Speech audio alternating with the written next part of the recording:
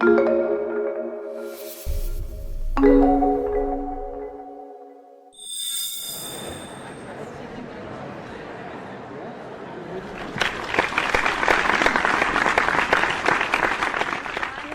back from lunch. I see that we've got a big group here. Hopefully we'll have more people trickling in. This is going to be a fun conversation, hopefully, and you'll leave with some perspective and maybe some practical tips. But we've got an energetic crowd here on stage. And might I point out diversity of views in the sense that we have an LP investor, an operator, an advisor, and an association representative. So diversity in that sense is important. First, I just wanted to share a few statistics with you. You may have heard some of these, but according to Glassdoor, 67% of job candidates want to join a diverse team. 57% of current employees want to prioritize diversity. Inclusive companies earn 2.3 times higher cash flows than others, according to a study by Josh Burson. Diverse companies are 35% more likely to outperform homogeneous ones, according to a McKinsey study. Inclusive companies are 1.7 times more likely to be innovation leaders, and diverse companies are 70% more likely to capture new markets. So all sorts of operational reasons to embrace this concept, and I hope at the end of this you'll recognize that this at some point shouldn't be called out as a separate issue, but that just should be ingrained in your thought process around operational excellence and maybe even more long-term thinking about survival of a company. So let's dive in. I'm going to ask each panelist just to introduce themselves and where they're coming from, but also specifically why this topic is important to them and their company. Want me to start? Please. Good afternoon. My name is Carolyn Lee. I'm the Executive Director of the Manufacturing Institute. The Institute is the workforce and education partner of the National Association of Manufacturers. And we focus on supporting the manufacturing workforce of today and developing the manufacturing workforce of tomorrow. The National Association of Manufacturers is the largest industrial trade association in the US, representing the biggest and smallest manufacturers in the country. And so it's our mission that really unites the entire sector, because workers are at the center, whether you're the biggest company or the mom and pop tool and die with 40 employees. And so we work on diversity and inclusion activities because the manufacturing sector has about, I think today new JOLTS numbers came out of the Department of Labor BLS, or excuse me, Department of Commerce BLS, and it's 476,000 open jobs in manufacturing. We've averaged 475,000 open jobs for the last year. And so we need people, we really need people, and we need people with the right skills, but we need people to feel welcome in our sector. Manufacturing is, on average, very old or older, male and white. We have 71.5% of the manufacturing workforce is male, and that is a challenge. So we've got to start with, we have all these open jobs, about 500,000 open jobs. We need to bring in the rest of the population, and we also need to bring in diverse faces and diverse ethnicities into manufacturing if we're going to fill these jobs. And so that means a focus on diversity and inclusion is critical, so that people, potential applicants, people who are aspiring to come into your companies can look at this and say, wait, I belong here. There are people like me here. People like me or who have had similar experiences to me are succeeding here, and therefore there's a possibility and an opportunity for me to succeed as well. So we've been thrilled to work with our partners at PwC on a diversity and inclusion activity set, and so I'll let Jeff talk more about that. And so I'm happy to be here, but it's manufacturing, there's a lot of discussion about automation and technology, of course, then I know it's a big topic here. I had an interesting conversation at lunch, the networking lunch a few minutes ago about this too. At the heart of manufacturing is still people. And no matter what, as technology grows, we still need people to operate, to think, to design, to build, to solve problems, and really excel in our sector in order to fuel the economy. So we've been really excited about the diversity and inclusion track that we're doing because we need to bring more people in. So that's that. Thank you very much, Carolyn. And thank you, Jennifer. And thanks to John Cooper for the invitation to be here today. I'm thrilled to be with you guys today. I'm Jeff Sorensen. I'm the PricewaterhouseCoopers U.S. Industrial Products Leader. My responsibilities are not only in the assurance side, which is where I practice, but also in the tax and consulting side of the firm in IP. as the boring accountant on this panel, I get really excited with all these statistics. And so as Jennifer was going through them and Carolyn touched on them, you know, this is going to be, diversity and inclusion is going to be, it's not an elective, it's going to be a requirement for each and every one of us. You go back and you look at the number of, or the percentage of foreign-born citizens today, it's at roughly 14%, which is the highest percentage going back to 1910. So obviously it's a huge increase. Or as Carolyn was talking about, you look at just on the gender side, women make up the 49 or 47% of the workforce. But take a look at our sector and we're at about 29%. And then couple that with the tight labor market, what a wonderful opportunity that if we were to open up our lens to opportunities on recruitment and focused on the retention, what we could do to close that gap on the open jobs and the like. So thrilled to be here.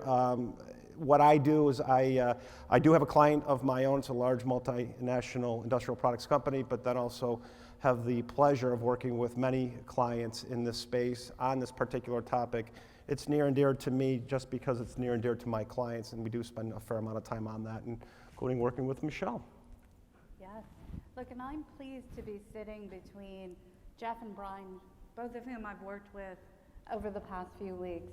This topic is important. I'll take the question from a different angle, which is, why is it important to me personally? So I would hazard a guess that I'm probably the only one in the room that had a Jewish, Muslim, Hindu, Catholic wedding. And so if you think about that and what that means, right, about my family and what that means about the assumptions about me and how I interact with the world, that's why I really focus on inclusion. I want everyone to be able to bring their best ideas to my company. And I'm the Chief Talent Officer of US Steel, and let me just say, we're always hiring, so come and see me if you'd like. As I think about why it's important, three very simple reasons. Number one is safety, right? So if I think about the teams who are in our mills, who are making our products every day, I'm thinking about how we get the best people to work together and bring new ideas of how I make them even safer, how I do things differently. So number one, diversity is safety. Number two, as I think about the future, and if folks have looked at the news around US Steel, we just announced over $1 billion investment in innovation in one of our key mills in the Mon Valley. We're not only building the best steelmaking plant, we're building the most technically capable, the first in the United States. We're looking at cutting edge steelmaking. So that means I need people with different problem-solving skills, I need technology skills, so I need a wide array of folks to fill my innovation challenge. And last but not least, like coming back to Jennifer's points, if we think about how companies really become first quartile, it's about bringing the best to work. So we're building an inclusive culture, and we're thinking about all the angles of diversity. So I'm really looking forward to an interactive panel, so please ask questions. And with that, I'll move over to Bryan. Thank you, Michelle, for that handoff. I am the Chief Investment Officer for the State Employees Retirement System in Pennsylvania. We manage assets on behalf of 230,000 families in the Commonwealth of PA and about 100,000 active employees. When I think about diversity and inclusion, it's really about alignment. We talk about, from a portfolio construction perspective, how do we make sure we have the best managers who are identifying the best strategies and using best execution techniques within a global marketplace. And so with that as a baseline, and my role as a fiduciary to provide the best risk-adjusted return to my members and their families, it goes part and parcel with best diversified portfolio with risk mitigators in place and aligning it with the best people not only on my team, but the best people who we partner with who have similar aligned values. And ultimately, it's an alignment of the community of the members that we are managing money on behalf. So I draw the diversity inclusion, the equation in my head as one of adding value and doing it in a way that never sacrifices quality. Thank you. So welcome, and welcome to the rest of you in the audience. We're just getting started here, and I wanted to put something up on the screen just to sort of center us. Oh no, that's the wrong one. Let's see.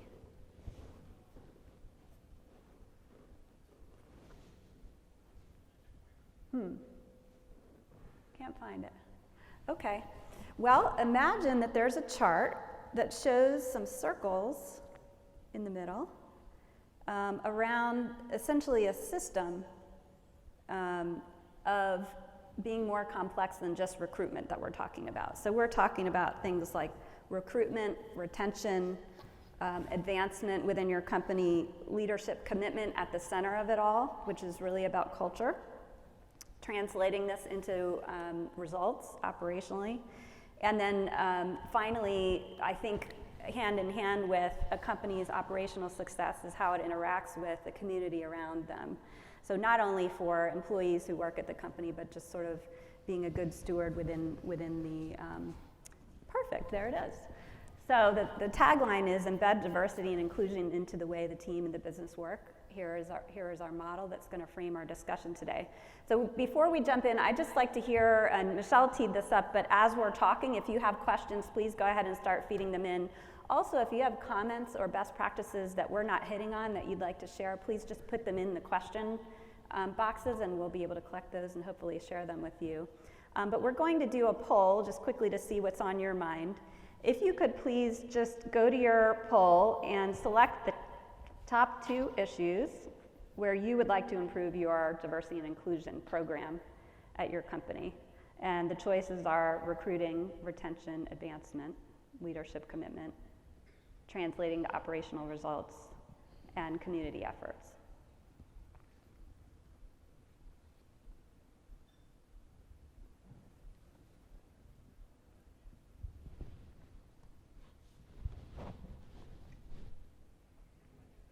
Oh boy. Let's think. All right. Well, please keep submitting them, but I see recruiting is kind of starting to be the top of the list. So we'll just start there and we'll work down the list. And I would just like to ask our panelists to talk about some thoughts around what you do at your company or what you've seen at your clients around being creative about recruiting folks who bring the best skills and also diversity in thinking to your table. Do you want me to Please. start off? Yeah.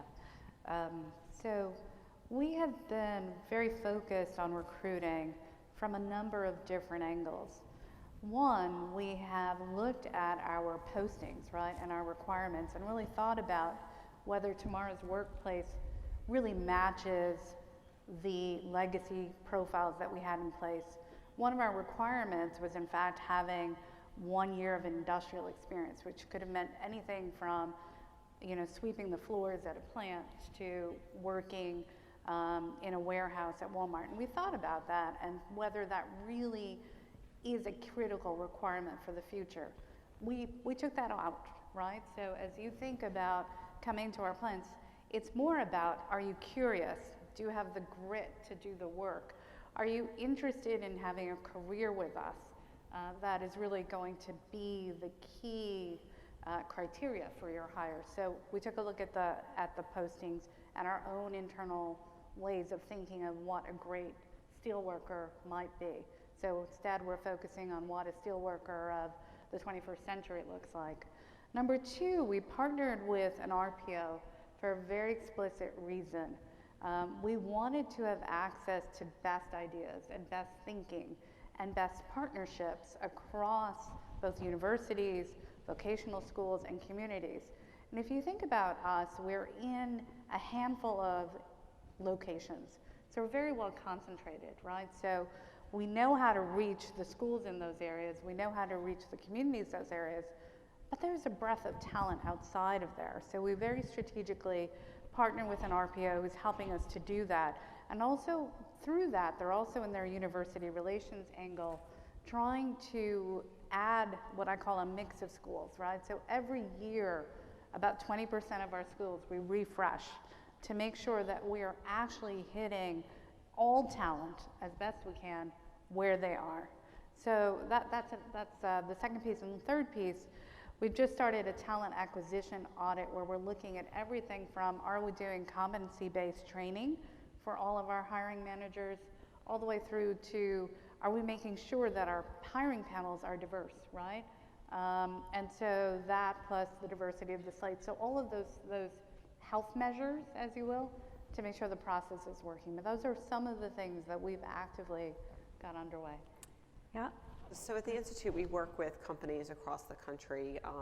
We have programs, and we do kind of couple main streams of work every day, and some of it is program focused on driving solutions for on the ground of how do we build some of the workforce streams, and some of it, and then we do research with the work that we've been doing with PwC.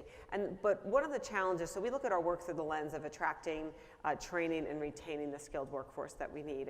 And I think that as we look at the totality of our challenge in manufacturing as far as bringing in that next generation, the biggest challenge we face is one of perception. And so as we talk about recruiting, I'm going to talk a minute about the perception of manufacturing, because that is a critical barrier to us. And that is that people think of manufacturing, if they're aware of it at all, they think of it as a job of yesteryear. And they think of industrial, they often think of assembly line. They don't think about the technology-driven, clean, bright facilities that we see every day when I travel and visit different companies across the country.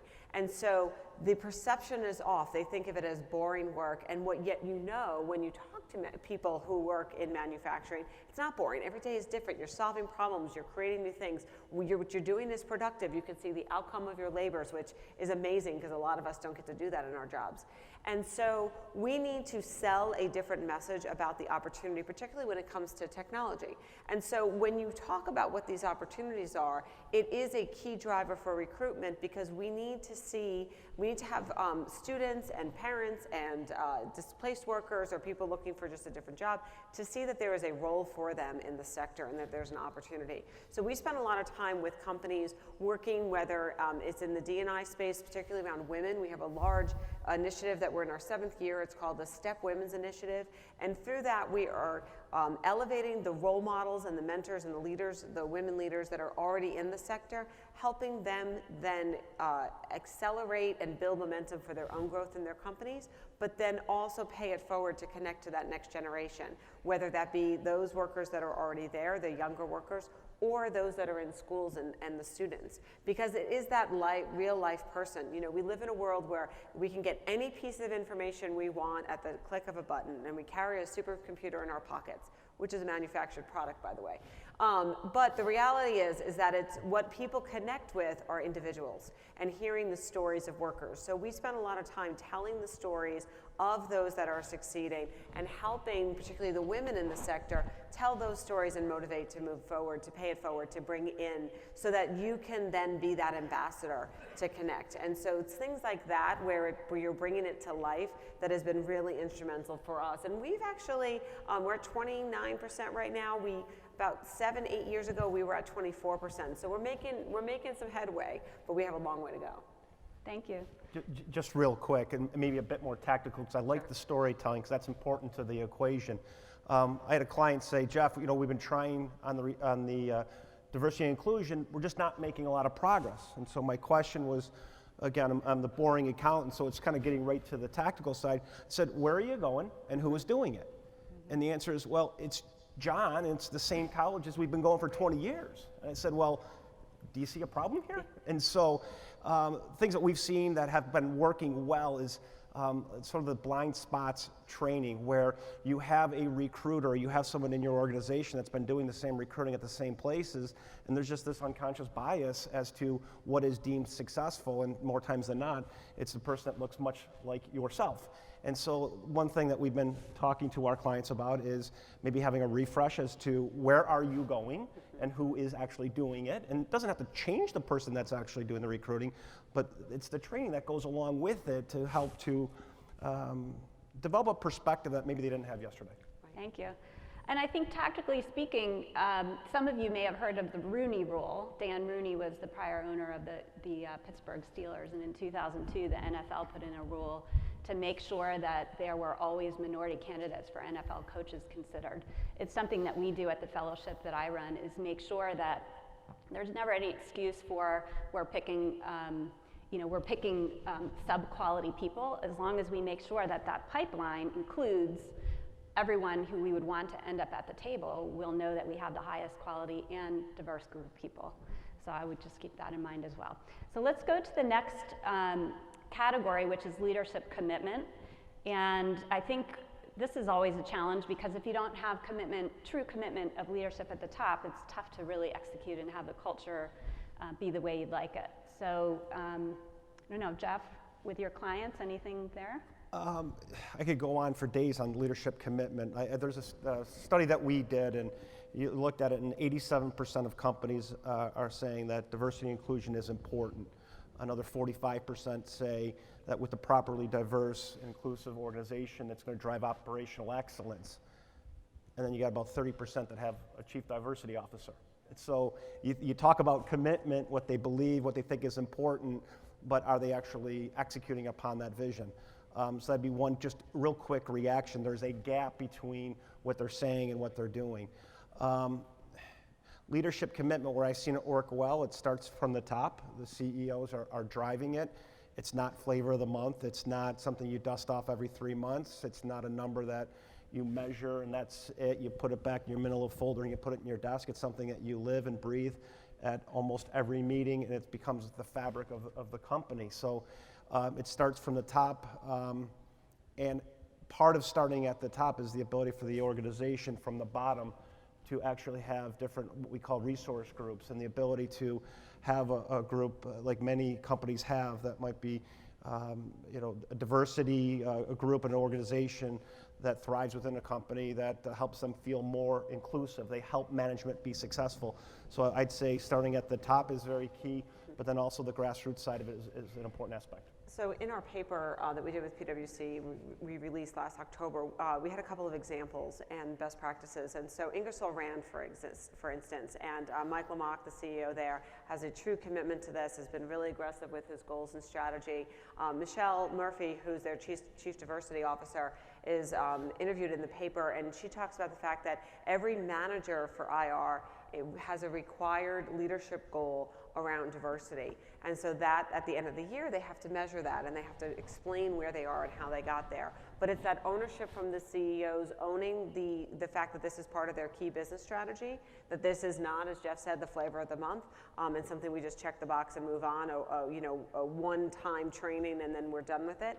But that ownership from the leadership, and when the ERGs are owned or have a leadership, a C-suite sponsor, that has shown great fueling, motivation internal to the company, because it's really proving out and making people feel like their input is valued. And what I learned in this discussion is we used to talk about diversity, and we focus on that a lot because it's a measurable number. But really, and Michelle, maybe I'm teeing you up on this one, what really the key is, it's not just the diversity, the number, what's the math, as much as math is wonderful, Jeff, for the accounting side of the world.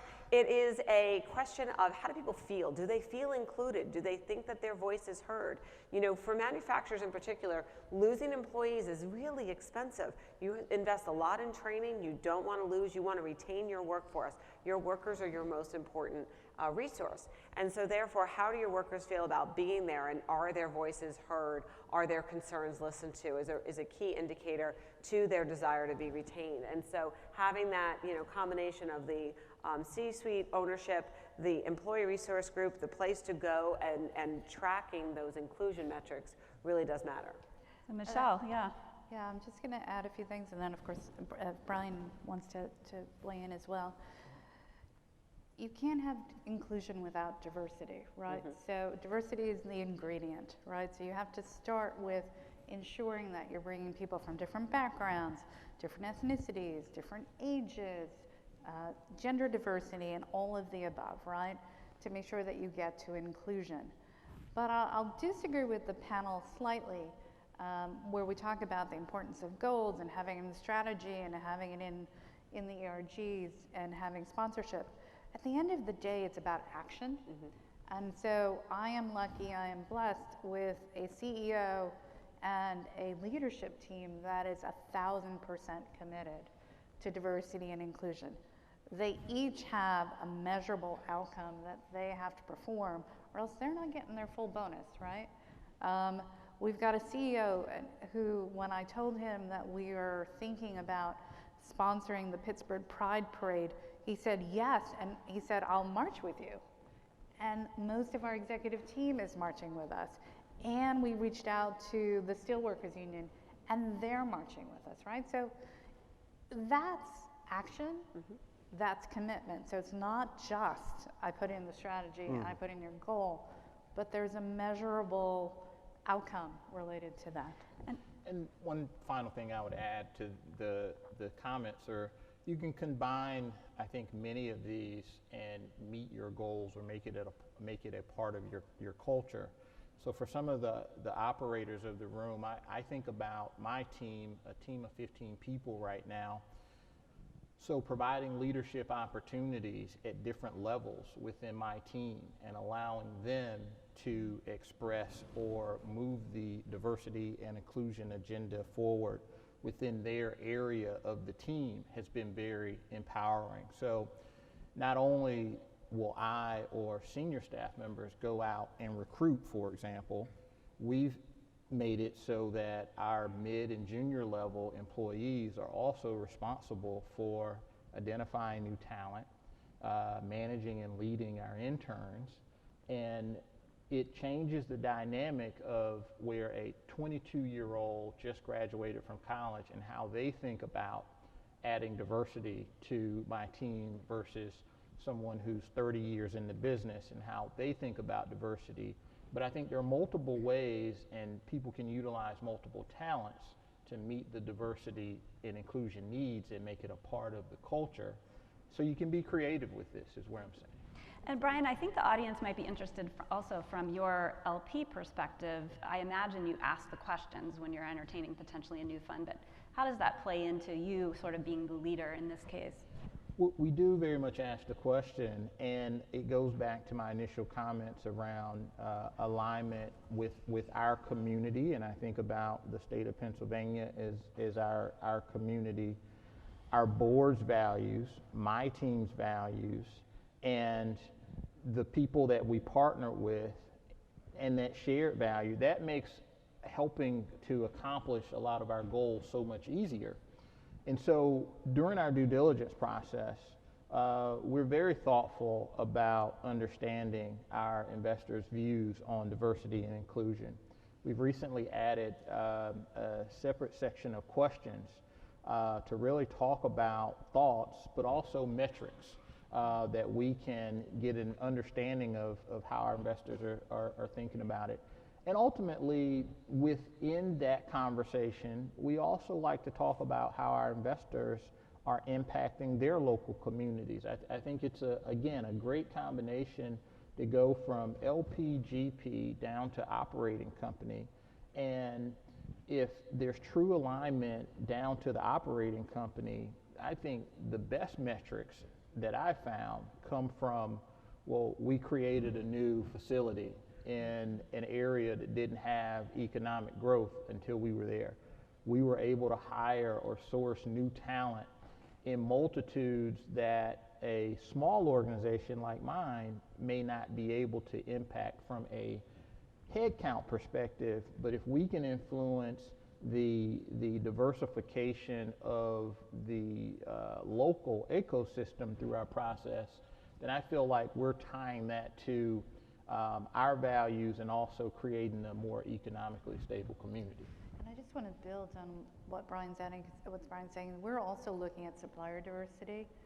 So we have been meeting with the chambers inside of the Pittsburgh metro area and really thinking about how do we look at entrepreneurs, how do we bring diverse suppliers into our mix. And so to your point, also adding wealth and opportunity in some areas where they may not be. This is good, and it kind of segues to the next section, which is really, we heard in the beginning all sorts of statistics around diversity and inclusion feeding into strong operational results, but yet it's sort of high on the list of how do we translate this into operational results. So building on Michelle's idea about supplier diversity, are there other things that you all have seen either work or, for that matter, not work that we could share with the audience and learn from? Maybe, Michelle, you've got some lessons? Sure. So as we think about how do we ensure that we've got great production, how do we ensure that we've got the best ways to build for the future, absolutely, as we think about inclusion, that is an important ingredient. So one of the things that we do often when we review and do our business reviews, which we do on a regular cadence, we're also thinking about, what are those things that we aren't talking about, right? So everything looks well, okay, so how do we get better, or how do we do it smarter, or how do we simplify it? So when we have that problem-solving ability, when you're asking the team to think differently, that's how you're increasing the operating results. Another example is you think about safety. If we unfortunately have an issue, it's not just the folks in the plants that are impacted that are going to be thinking about how do we stop that in the future, but we bring everyone, right, across all of the plants into it. So that's an operational result, right? Mm-hmm. And I apologize, I am newer to steel, so my operational results is not as strong as it should be. Next year, I'll have more. And I wonder, you probably have heard the state of California now has a mandate to put women on boards. In my view, I wonder how that will work out when something like that is forced in a situation where folks feel like they need to grab someone and rather having the time to sort of be thoughtful about integrating and picking the right person. And so I wonder if that might be a lesson to try to get ahead of mandates or in any form and sort of take responsibility for ourselves to do it the way we want ahead of being forced to do it. Yeah. I think that's a great point, Jennifer. I was fortunate enough to be able to manage assets within the state of Illinois, and the state legislature there requires a minimum of 20% of all pension assets in the state of Illinois be managed by diverse and minority managers, which, I think it has done positive things for the industry and it has moved the needle. But when there are folks who feel that something is forced on them, you'll sometimes you will get results in your operations, but they may be the floor and not the ceiling. And so I think when you own the process, when you own the belief that diversity and inclusion is important to you, and you have an opportunity to craft how you want to implement, I think that's a better approach that leads to better outcomes than when mandates are forced upon you. And mandates aren't bad. However, I think it sets a different mindset around the issue, and people will adjust accordingly. I mean, somebody mentioned, I think Michelle, it was you before, mentioned having diversity in slates. Jennifer, you talked about that too. And so, we've looked at and spent time with companies on how do you make sure that you have diversity throughout your levels, and that you are actually looking at different levels in the organization, management status, different levels of seniority, that you are not winnowing your diversity as you rise, and how do you then build solutions. So, and I agree with you wholeheartedly, Michelle, that it's not just, you can't just have the goal and check the box on the goal, you've got to be showing the action. But having some, and we have a couple examples in the paper about annual surveys and metrics to identify what are the gaps, what are we missing, what is lacking. Hearing from ERG groups about what is missing that is making it so that, particularly we spent a lot of time around the gender gap, what is making it so that women are not progressing or staying in their career, and what then solutions can be created from inside the company to help so that you're not, you're starting out with a pretty diverse population as a set of new employees, but that 10 years in, all of a sudden you have a fall off from one of your populations. Then how do you solve those challenges? So it's, there's a lot of different ways to tackle this because there's a lot of challenges and opportunities, but identifying and then how do you create solutions to make sure that you're keeping that retention and you're building that inclusion is really key. Yeah, let me just add one thing about the operational results. Carol, your comments brought to mind something. We ran an inclusion survey about a year and a half ago. And if you think about one of the key drivers of productivity, that's engagement, right? Absolutely. An engaged workforce gives you much more, right? You unlock their ideas, you unlock their effort, they're excited to come to work, they're engaged in all of the things the company is doing. The inclusion survey was geared at my sense of belonging, and belonging is a lever into engagement. So as we think about the operational results, you can think about that sort of math formula that I just gave you, right? Start with belonging, which links to inclusion, which then links to engagement, which then links to productivity, and that drives operations. Absolutely. I want to get to some of the audience's questions. There are a number of questions around what is the definition of diversity. One here asking about socioeconomic status, one asking about disabilities being included. So I don't know if one of you has a suggestion on what that definition is or whether that varies. I mean, if you're looking at diversity, it's the breadth of the population represented. I mean, I guess it would be like a really broad definition to that. And absolutely, actually, as part of our paper, we did a gallery of faces and stories in manufacturing, and we very deliberately went out and thought about, okay, we want to show age diversity, experience diversity, gender diversity, ethnicity diversity, but also abilities and disability and workers who come to the facility or the factory with different physical or disabilities too. So you can show that entire spectrum, but it should be included. You know, having all of that come into play builds new solutions and different thinking, and that is all important to operational success. So absolutely, it's all of the above. Here's one, and in fact, afterwards, whoever asked this, I'm happy to address it as well, but since I'm moderating, I'll ask the panel. What are the first steps you would take to get started on a diversity recruiting program for a small private equity firm, say less than 25 investment professionals? Bryan? I'll take a stab at that. So as simple as this is going to sound, take a look at your current employee population. Look at what schools that they've come from. I've seen managers where the entire team is from one school. So everybody had the same economics professor, everybody had the same finance professor. Everyone thinks about constructing portfolios and risk the same. So that's not diversity at its surface. So take a look at where you're sourcing talent now, and quite frankly, just go somewhere else, right? So establish relationships start locally. You know, some of our best talent has not come from the University of Pennsylvania or Penn State. Some of our best talents come from Messiah College, which is 10 miles from my office. Strong finance program. We've had tons of interns, and we've formed relationships with the university president and the head of the business school. And so now that's a different pipeline that we've been able to establish, and they were right in our backyard. So. Thank you. And Jeff? Yeah, so I touched on it earlier, sort of the expectation gap. We all know it's important. It drives results that we all want to achieve. But then the role, I said, the Chief Diversity Officer.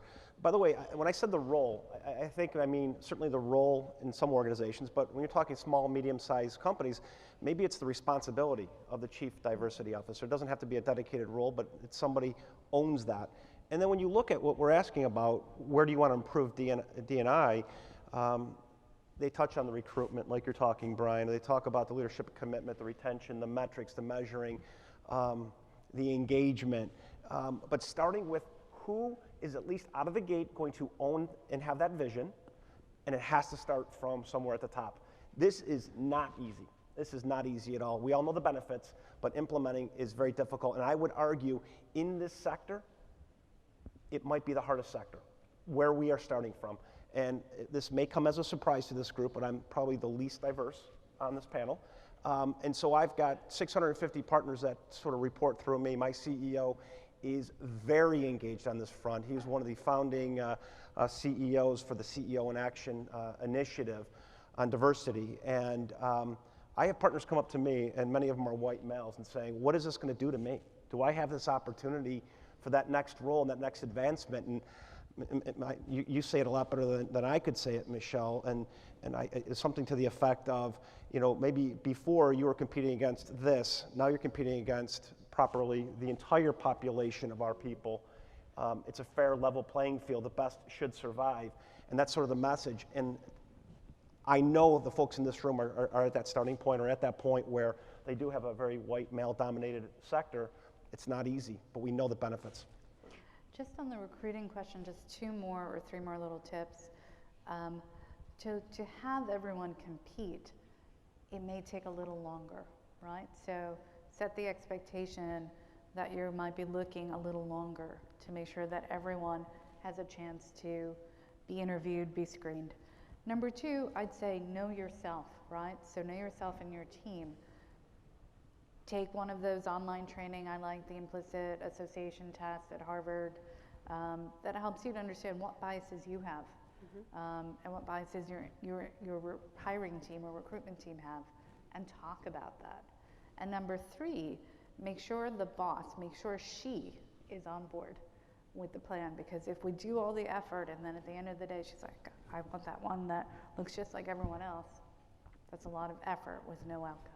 Thank you. I'd like to combine 2 questions here into one more, which is both sort of how do you attract folks when people at the existing organization it may not seem to the people you're trying to attract that they would fit in, whether it be because the company is in a rural area or because the management team just isn't diverse at the moment. How do you attract them when that's the case? So I would just throw out one of the strongest ideas there would be, and Jeff, you mentioned this earlier, don't send the 50 to 60-year-old professional, period, out to do the recruiting. Having your younger employees talk to the students at a school, a community college, a technical school, have them, you're more relatable. You can see, if you're coming out of school, and I'm particularly thinking about students here in the transition, they look at and say, oh, I can do that, and that closeness in age. Now, yes, it's training, but it's also a development opportunity for your younger employees. It's a leadership development opportunity. You might not be ready to give them a new project or make them a manager, but you can give them this task of go out and be the ambassador for the company, help us do this recruiting at this local school, and actually kind of broaden the aperture of who would come up and speak to them because they're younger and they're more closely in age, right? So that is one way to do it, but there are plenty of there's plenty of opportunity out there, and I'm always surprised by companies who are surprised, and Bryan, you mentioned this, the schools are looking for you to come in and recruit there. Whether you're a community college, technical school, a 4-year, all the way up through, they are looking for companies to come in for all kinds of jobs and talk to their employees because they want to make sure that their students are getting hired. So don't hesitate, and I see that hesitation all the time, and we hear about that all the time. Pick up the phone and call them. And you might take a couple of calls, to find the right person, but they're actively seeking that engagement from the business community. Yeah. And I would just quickly add, promote the opportunities that you have within your organization. If you are in a rural or remote area, chances are you're one of the best opportunities for talent and to draw talent to that organization. So I think you have to reposition the opportunity set. As I sit in Harrisburg and try to get both newer and experienced investment professionals to come and join our team, it's really about the opportunity set to have an impact. It's a lot of responsibility with a lot of assets that you may not get in other areas or in other organizations. And ultimately, if you want to do institutional asset management within probably like a 100-mile radius, you really have 3 or 4 options. So I'm really focused on trying to present us as the best option in that area, and we've been able to draw folks from around the country to the team. We also did one other thing.